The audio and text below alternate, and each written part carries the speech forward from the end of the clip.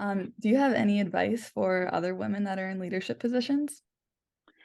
Um, I mean, I sound like a broken record, but I would just say make friends. Like the more you can make friends with other people who are doing what you're doing on other ships, and in my case, other ships.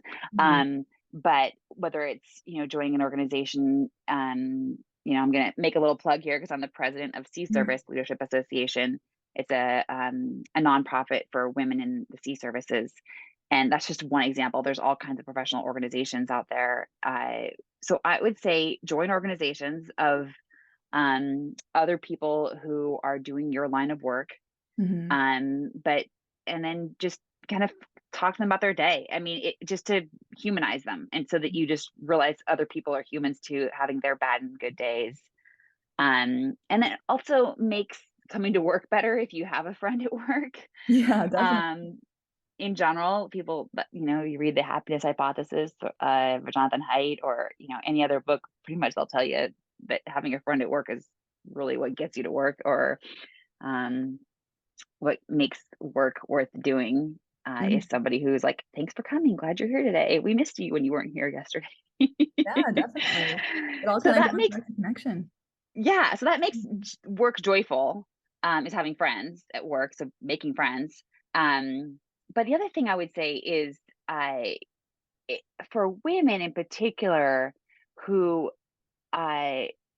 don't make friends with other women, or don't at least get to know other women, and if they only limit themselves to books written by men or to following male leaders, I think they're in kind of a pickle, and they might figure it out. It was a pickle for me.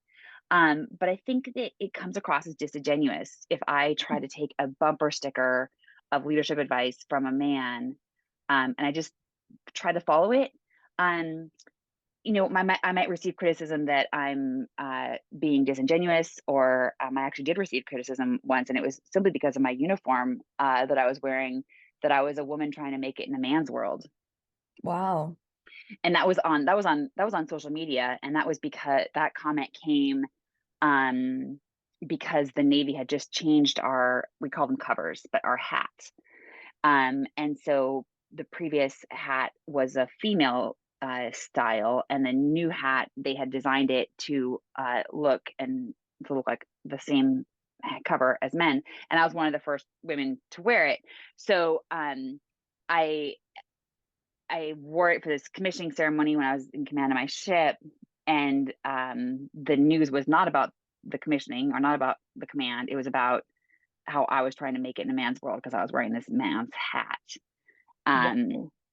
so that obviously still stings, and the Yeah. comments that followed obviously still sting.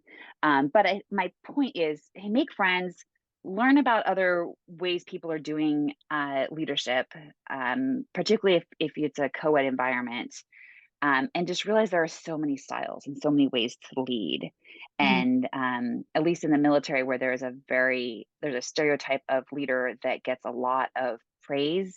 We all kind of have our images, and some other professions as well. And there's a lot of professions that have a stereotypical, like a scientist. We think of a particular image in our head when we think of a scientist. There's a lot of other images we're raised with when we think about somebody who's perfect in that profession, Mhm. that are simply images. And if you don't fit that model or that image, try to make friends with other people who are also different, and then Yeah. adapt your own. Mhm. If we try to fit a mold, it's a good start maybe for the first 10 years in your career, which is kind of what I found. Like, yeah, for the first 10 years in your career, sure, just fit a mold and get along. You'll probably move forward faster, I would predict, Mhm. if you try to fit a mold for your initial couple years in a career field.